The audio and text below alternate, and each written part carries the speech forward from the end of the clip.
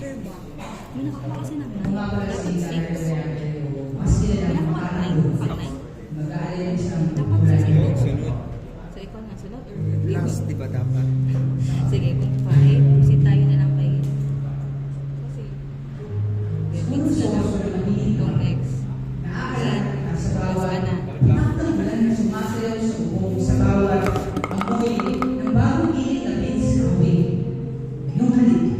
Nagbabalik sa akin sa mga unang pagkakataon at alam mo, ang pagtanis ng ulan sa labas ng bintana umubos, ang bawat patak na marang magbibig sa kalangitan habang walang marin, nabigyan sa iyo na parang pagkakas, may tamis, may palit, at paminsang may init.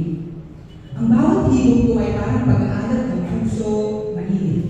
Nakakapasok ngunit, handa kong tiksin. Tulad ng kape, nagising mo na patulog kong damdamin.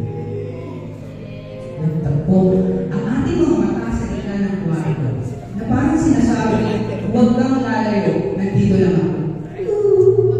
At sumunod ngiti ay may isang pangako, hindi bibitiw, hindi magbabago.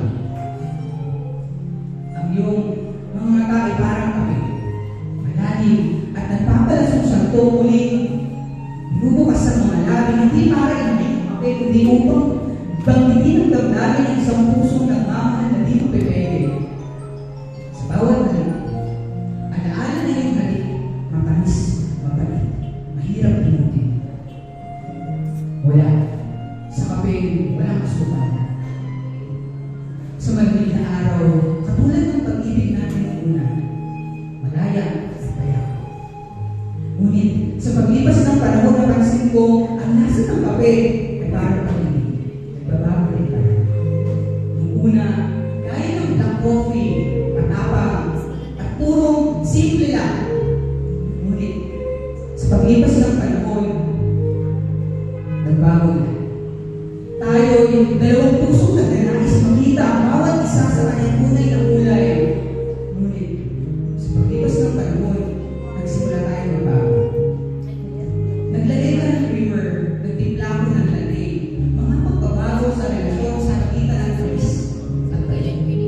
Pero, naaalala ko ang mga sandaling magkasama tayong dalawa. Nakaupo sa may bintana, hawak ang tasa ng kape habang pinagmamasdan ang buwan ng init ng pag-ibig. Ay kasing init ng kape, kasing init ng pagmamahal. Ngunit, paano nga bang nagbago ang unti-unti kong lumig? Ang mukha natin ay biglang ang tamis. Unti-unti nawala, pinalitan ng kirot sa puso. Ang mga plano natin ay parang foam sa kape. Wala na ng bigla. Pero, hindi pa importante ay ang bawat asa ay nagbibigay sa atin ng pagkakataong mas matutunan ng isa't isa ngayon. Ngayon, Sinasunod. habang tinitingnan ko ang tasa ng kape ko, iniisip ko ang lahat ng mga pinagdaanan natin ng mga bagay na hindi ko nasabi. Pero, isa lang ang alam ko. Sa bawat tasa ng kape, ay ang pag-ibig natin. Na kahit masakit, ay isang kwento hindi ko malilimutan sa ngayon. Sa huli, gusto kong sabihin sa'yo, gusto kong malaman mo, na sa bawat sorso ng kape, naaalala kita ang bawat pait, ang bawat init, ang bawat tamis. Yung sync ko mo. Ay katulad ng pag-ibig natin, Sync yung music. hindi ko malilimutan. Sa kape at pag-ibig, tayo ay naluto. Ang lahat ng bagay may tamang panahon.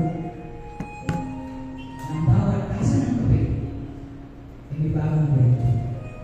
Katulad ng pag-ibig natin kahit masakit, ay patuloy pa rin tayo naluto. Sa kape at pag-ibig, maraming salamat. Salamat. Tara, sa mga